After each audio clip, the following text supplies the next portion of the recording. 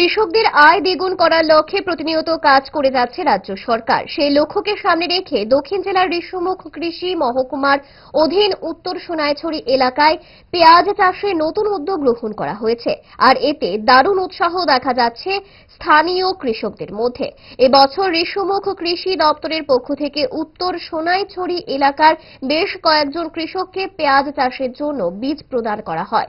যেহেতু কৃষকরা এই চাষে একেবারেই নতুন, তাই কৃষি দপ্তরের পক্ষ থেকে সমস্ত ধরনের সহযোগিতা প্রদান করা হয়েছে। ঋষ্যমুখ কৃষি দপ্তরের তত্ত্বাবধায়ক সুজিত কুমার দাস নিজেই বীজ এনে কৃষকদের মধ্যে বিতরণ করেন।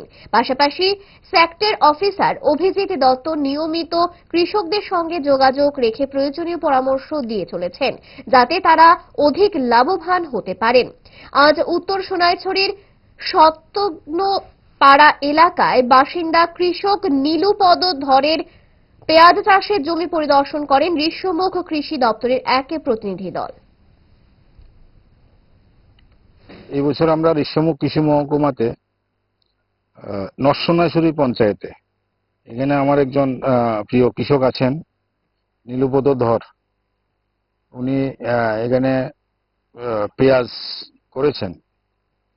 তো আমাদের ইচ্ছা ছিল যে পুরা এলাকাতে অনেক কৃষকের এখানে পেঁয়াজ করব, তার জন্য বীজের ব্যবস্থা করেছি আত্মা প্রকল্প থেকে।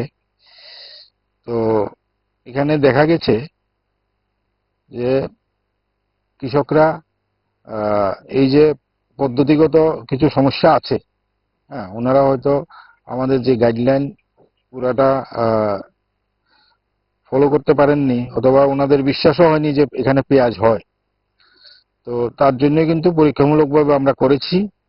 এবং এখানে যে আমাদের কৃষক আছেন, এই যে পেঁয়াজের যে সাইজগুলো একদম ভালো সাইজের আমরা পেঁয়াজ পেয়েছি।